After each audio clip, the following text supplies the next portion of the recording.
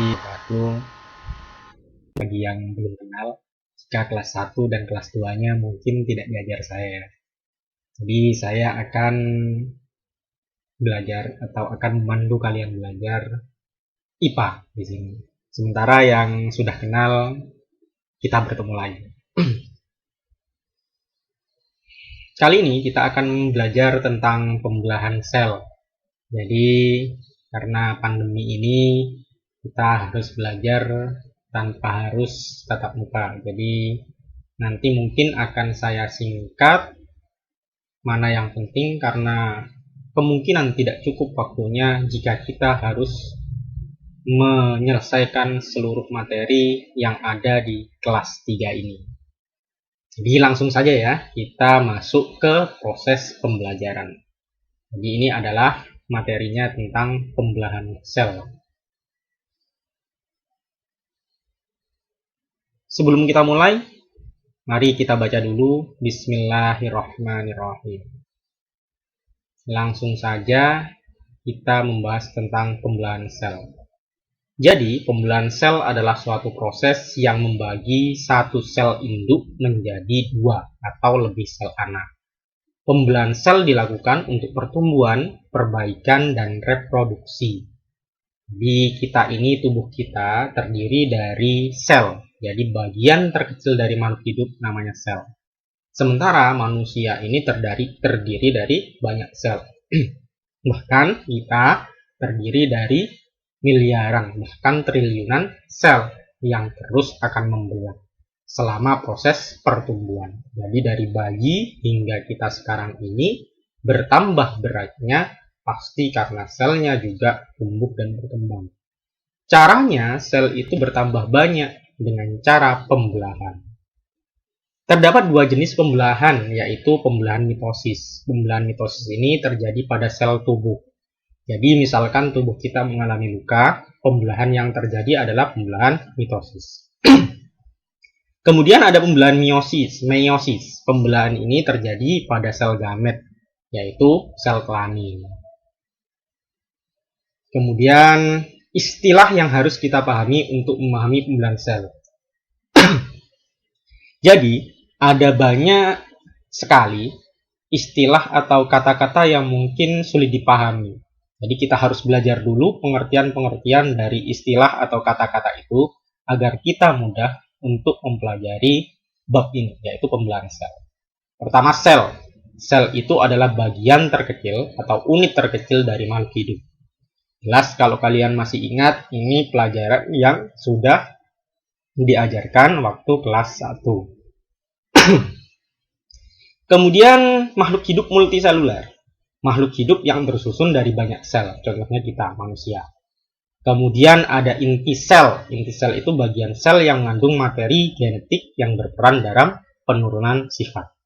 Ini adalah contoh gambar sel. Jadi di tubuh kita ini bagian terkecilnya bentuknya kayak gini. Kalau kamu belum paham ini, contoh yang utama itu, contoh yang paling mudah itu biasanya adalah telur. Kalau kamu memecahkan telur, ada putihnya, ada kuningnya. Kayak gitu. Jadi bentuk sel itu ya ibarat kata kayak gitu.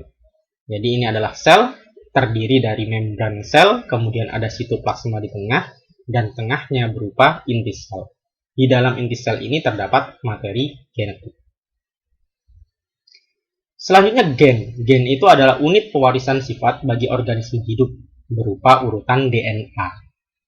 Kemudian DNA. DNA ini singkatan dari asam deoksiribonukleat. Ini merupakan biomolekul yang terdiri dari polimer gula, fosfat, dan basa nitrogen. Jadi dia itu terajut dari fosfat ini, ada gulanya, ada basa nitrogennya. Jangan bayangkan gula ini yang manis yang ada di dapur rumah kita ya. Jadi ini adalah molekul kimianya, bentuknya seperti ini. Jadi bentuk terkecil dari gula, molekul gula. Selanjutnya ada kromatin. Kromatin ini merupakan kompleks dari DNA, berbentuk untayan mirip benang. Kemudian ada kromosom. Kromosom ini struktur dalam sel yang merupakan rangkaian panjang molekul yang tersusun dari DNA dan berbagai protein. Kromatin yang mengalami penebalan. Jadi kata lain dari kromosom ini adalah kromatin yang mengalami penebalan. Kromatin itu bentuknya halus, bahkan tidak terlihat. Kalau saat sel ini mengalami pembelahan, sebelumnya kromatin ini akan menebal, namanya kromosom. Kemudian ada kromatid. Kromatid ini salah satu lengan hasil replikasi kromosom. Jadi kalau ini disebut dengan kromosom, nanti di sini akan tumbuh lagi, mirip kayak gini. Nah, yang tumbuh ini adalah kromatid. Jadi digandakan ini. Saat kita, biasanya contohnya kalau kita berkaca tuh. Nah, kita yang asli ini bisa disebut dengan kromosom. Kemudian bayangan kita, istilahnya namanya bisa dikatakan kromatid. Gitu. Kemudian ada sentromer. Sentromer ini di sini, di tengah di sini. Pusat dari kromosom yang tanggung jawabnya adalah untuk pergerakan kromosom. Jadi nanti ini ditarik sehingga menghasilkan dua sel. Kemudian ini contoh kromosom. Jadi beberapa makhluk hidup itu memiliki jumlah kromosom yang berbeda-beda. Manusia jumlah kromosomnya 46 dan hewan-hewan lain di sini bahkan ada jagung itu kromosomnya 20. Jadi sangat khas sekali. Kalau pamannya ada suatu sel kemudian ditemukan jumlah kromosomnya misalkan 46, berarti itu adalah selnya manusia. Kayak gitu. Jadi kalau pamannya ada yang menemukan sel kemudian diteliti ternyata jumlahnya misalkan 48. Jadi bisa jadi itu adalah simpanse dan kera, bukan manusia. Kalau jumlahnya 46 pasti manusia. Kemudian ada spindle. Jadi spindle itu adalah benang protein yang terbentuk pada proses pembelahan, menghubungkan sentriol satu dengan yang lain, kayak gini. Kemudian ada alel. Alel itu gen yang terletak pada lokus yang bersesuaian dalam kromosom homolog. Jadi ini ada kromosom dua ini, jadi pasangan antara yang ungu dan ini, abu-abu ini adalah alel.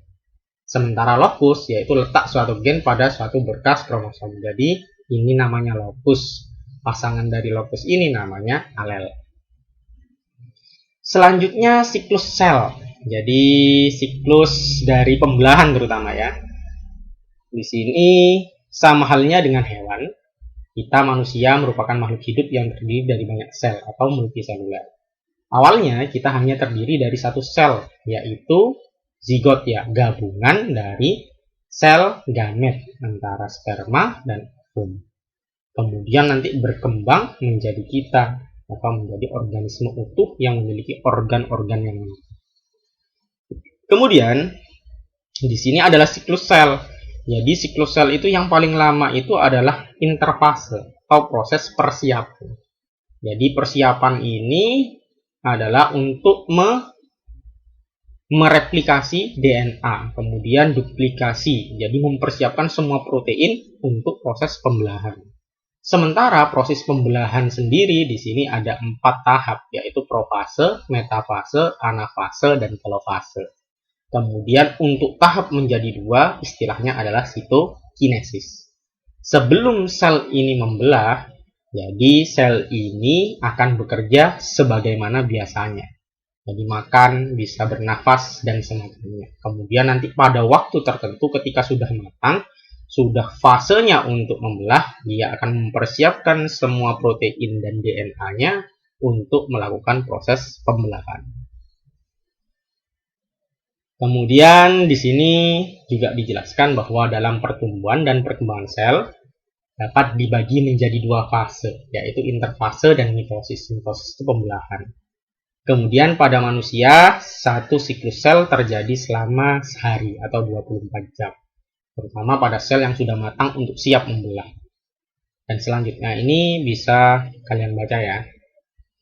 Terutama ini, jadi misalkan dalam pembelahan itu terjadi kegagalan atau terjadi sesuatu, maka sel yang tidak sempurna membelah akan menyebabkan sesuatu atau organisme itu mengalami kecacatan. Selanjutnya adalah mitosis. Nah, mitosis ini adalah pembelahan yang terjadi pada sel tubuh. Di tahapan mitosis sendiri terdiri dari 4 tahap. Kalau ini gambarannya. Jadi pertama tahapannya adalah profase. Nah, membran intinya ini mulai menghilang.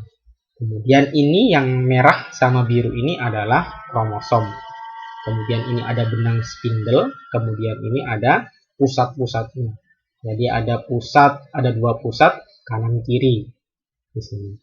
Kemudian ada metafase, kromosom berjejer pada bidang pembelahan. Jadi benang spindle-nya sudah mulai menarik-narik di sini, mempersiapkan jalurnya.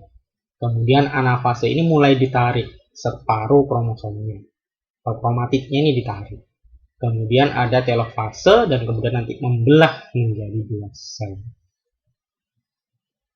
Kemudian ini secara satu-satu ya. Jadi profase, selama tahap profase kromosom akan menjadi lebih jelas. Jadi kromatidnya itu kromatin ya, bukan kromatid. Kromatin yang tadi yang biasanya tidak terlihat di inti sel itu akan menebal sehingga akan terlihat yang namanya adalah kromosom. Kemudian membran inti ini akan menghilang atau kabur istilahnya. Kemudian ada metafase, sentromer terobek dan ditarik oleh spindle serat protein menuju kutub berbeda. Jadi sentromer ini yang ada di tengah kromosom yang tadi, jadi akan ditarik. Kemudian anafase, benang-benang kromatid berada pada masing-masing kutub berbeda. Pada masing-masing kutub memiliki jumlah kromatid yang lengkap. Jadi di sini selain sudah dibelah, dia ini sudah digandakan. Sehingga kalau mau jumlah kromosomnya 46, jadi di kanan dan kiri ini sudah jumlahnya sama, 46. Sehingga jumlahnya namanya adalah 2N atau diploid. Sudah lengkap lagi sehingga bisa disebut kromosom lengkap lagi. Kemudian selanjutnya adalah telofase. Membran inti hilang dan memberikan ruang lebih sehingga terkumpullah kromosom di pusat yang disebut dengan ekuator. Kemudian terjadi sitokinesis. Setelah di sini lengkap kanan kiri, maka akan terobek atau membelah menjadi 2 bagian yang sama persis. Kemudian selanjutnya adalah pembelahan meiosis. Pembelahan meiosis ini terjadi dalam sel gamet atau sel kelamin. Bedanya di sini kalau pembelahan mitosis itu anaknya itu sama dengan induknya jumlahnya. Tapi kalau meiosis ini jumlah anaknya separuh dari induknya.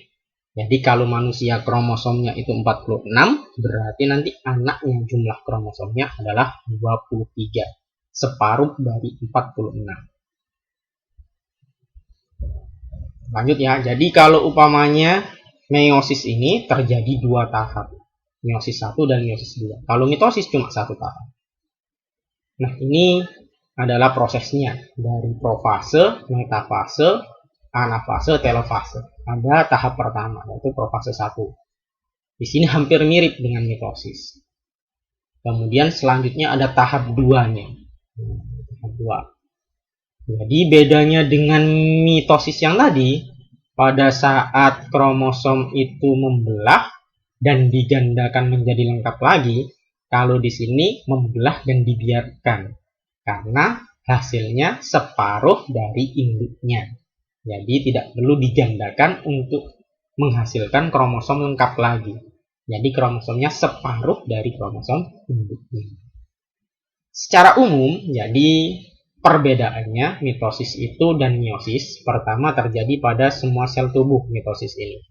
Meiosis terjadi pada sel gonad. Sel gonad itu adalah sel kelamin atau sel gamet. Kemudian mitosis ini hanya terdapat 1 tahap pembelahan dalam 1 siklus pembelahan. Meiosis yang tadi 2 ya. Kemudian mitosis ini tidak terdapat pasangan kromosom homolog yang terpisah, adalah kromatid-kromatid yang bergerak menuju kutub berbeda. Sementara pada meiosis terdapat pasangan kromosom homolog pada meiosis 1.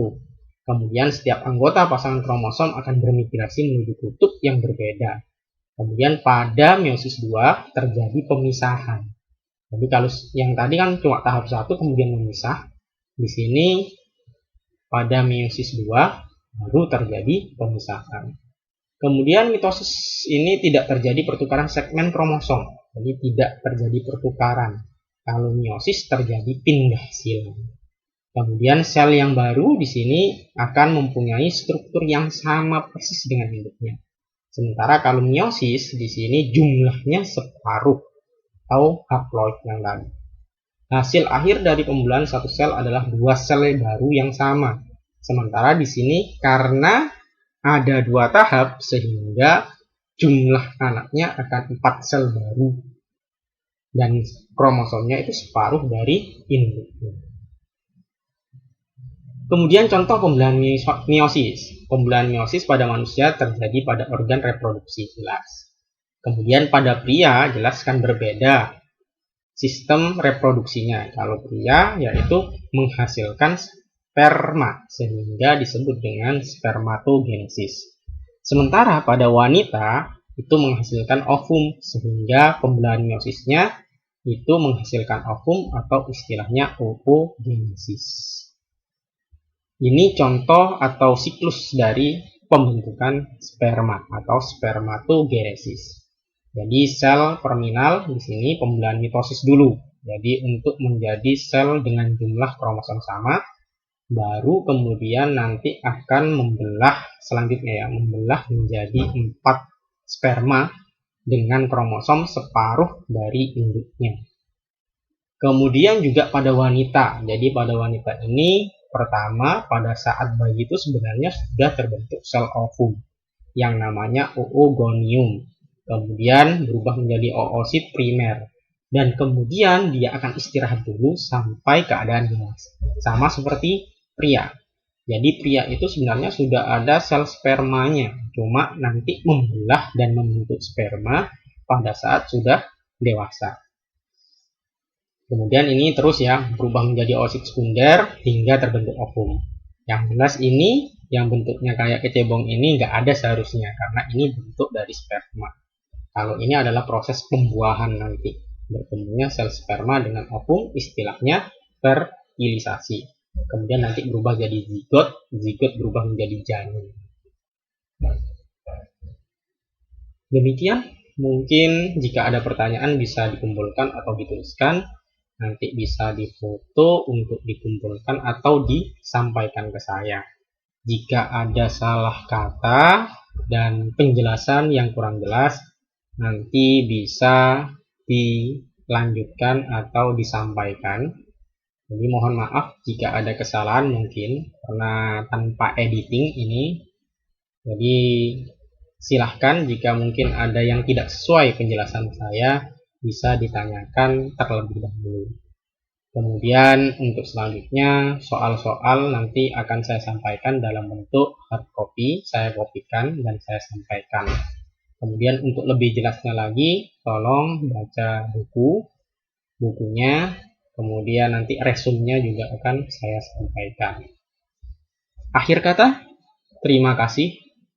Saya ucapkan selamat belajar. Wassalamualaikum warahmatullahi wabarakatuh.